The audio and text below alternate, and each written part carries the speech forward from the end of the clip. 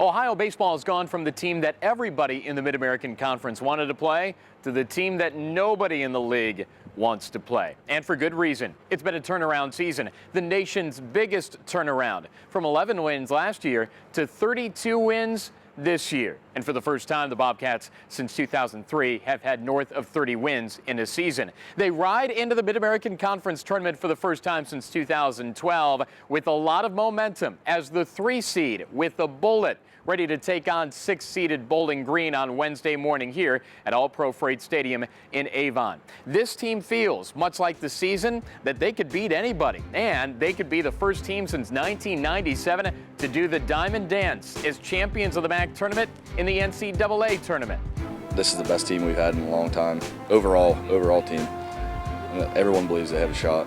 You know, I feel like it all starts with tomorrow, and we got something to prove, and I feel like that's all we need, and it's going to come out, and it's going to come down to, you know, what goes on in between these lines. I think we got it. I think we can do it and make something special happen. Ohio won 5 of the 9 MAC Series weekends. 3 of those were sweeps. Last weekend, Ohio followed up their sweep of Eastern Michigan with the 2-1 win at Miami, which was a great way to close the regular season.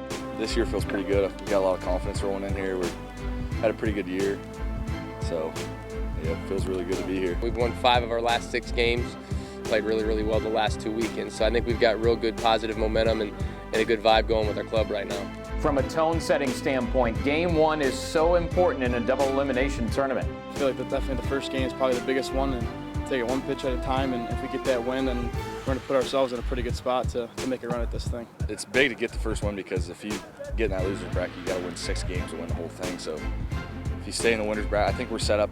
We win the first game, we got a lot of momentum going into it, and hopefully we take care of business.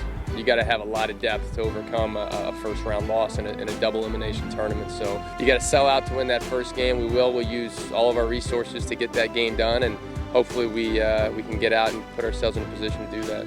As if the Cats needed more motivation, they remember what happened the last time they saw Bowling Green, a series loss at Bob Wren in early April. We got some unfinished business with them, and you know, they did some things we didn't like when we played them, so we're looking forward to it and getting after them a little bit. They beat us on that Sunday and you know, let us know about it a little bit. So we've got some extra incentive that way, I think, to come out and play well and certainly put a better game against them than we did during that conference weekend.